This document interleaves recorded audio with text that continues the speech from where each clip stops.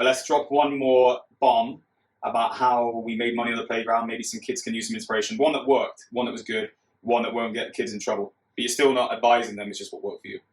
What else did you have apart from the sweets, chewing gum, the failed phone business? Well, this one was good actually. I was selling a lot of handbags and purses on eBay at the time.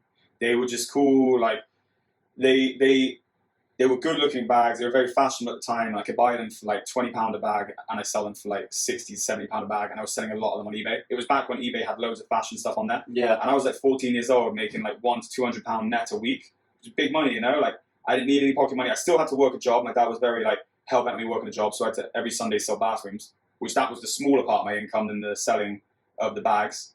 And the bags was my second income, but it was my main income. Yeah, I was earning about 800 quid a month in a good month from it.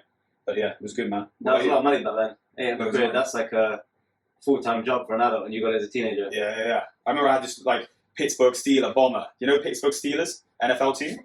I had a bomber that I'd wear to school. I thought it was the bollocks. It was cool. Yeah, man. I think I remember it in your room actually. Yeah, it's sick. What about you? Yeah, so I started with CDs, DVDs, and then I used to just buy stuff of people I knew, like laptops, TomToms, phones, PlayStations, like anything which was like sellable. Like I knew a load of people who didn't have money, and then I went to school with people who had money, so I just go buy it, you know, like a MacBook, check it's all good, works, reset it, go sell it to them, like bikes, push bikes, everything.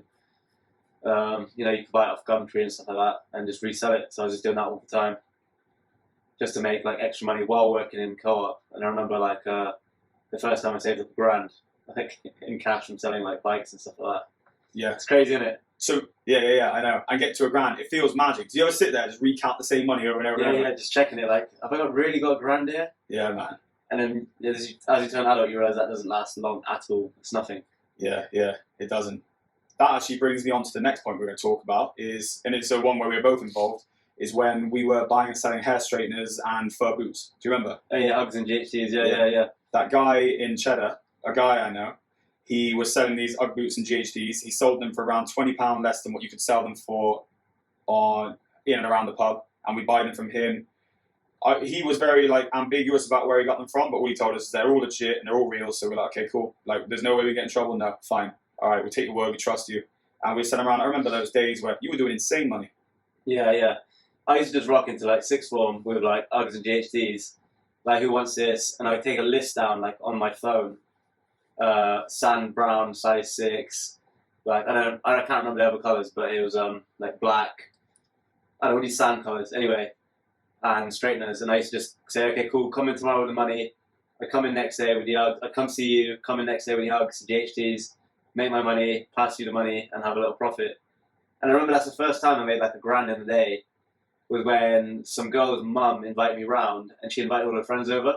Yeah. And obviously they were adults, so they had loads of money, and they all bought like 10 pairs of Uggs each, like GHDs, everything. I remember meeting you at like midnight to restock, giving you the money, and I'm like, this is crazy. We're selling a crazy amount. Mad. You know, you think that shit goes on forever, but everything has a stopping point.